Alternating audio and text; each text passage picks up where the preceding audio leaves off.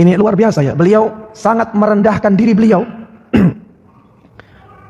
di hadapan sunnah Nabi Muhammad SAW.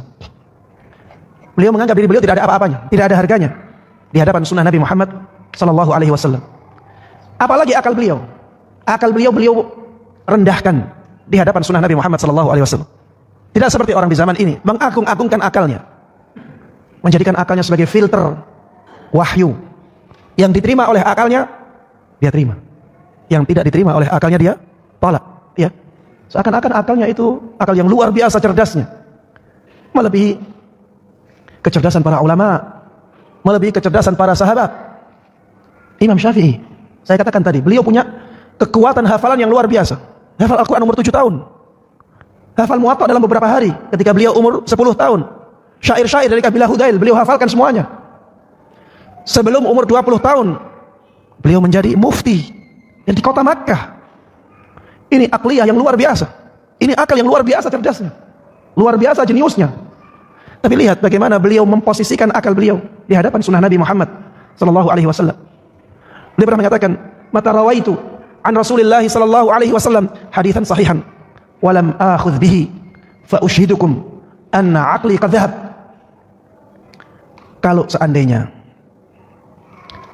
aku meriwayatkan hadis sahih dari Rasulullah SAW, tetapi ternyata aku tidak mengambilnya, ternyata aku meninggalkannya, maka persaksikanlah bahwa ketika itu akalku sedang tidak ada. Persaksikanlah ketika itu aku gila. Ini Imam Syafi'i rahimahullah ta'ala. Jadi beliau sangat menundukkan akal beliau kepada hadis Nabi Muhammad SAW. Beliau tahu kemampuan akal beliau, bahwa akal itu lemah, sebagaimana lemahnya manusia. Secanggih apapun, sejenius apapun akal manusia, maka dia tidak ada apa-apanya di hadapan wahyu dari Allah Subhanahu wa ta'ala. Beliau benar-benar sadar akan firman Allah Subhanahu wa ta'ala, "Wa ma utitum minal ilmi illa qalila." Kalian itu tidak dikasih ilmu oleh Allah Subhanahu wa ta'ala kecuali hanya sedikit. Ilmu kita itu sedikit, apalagi kita jamaah. Rasulullah masuk di dalam ayat ini. Rasulullah sallallahu alaihi wasallam masuk di dalam ayat ini. Kalian itu tidak dikasih ilmu oleh Allah kecuali hanya sedikit. Maka jangan sampai kita lebih meninggikan akal kita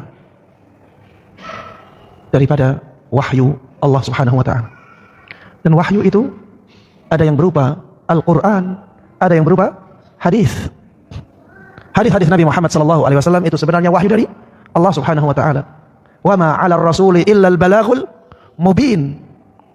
Jadi Rasulullah SAW tidak punya kewajiban kecuali hanya menyampaikan dengan penyampaian yang jelas. Jadi hadis-hadis Nabi Muhammad SAW sebenarnya dari siapa? Dari Allah. Sebenarnya itu bagian dari wahyu. Maka jangan sampai kita tolak. Kalau sudah sahih jangan ditolak.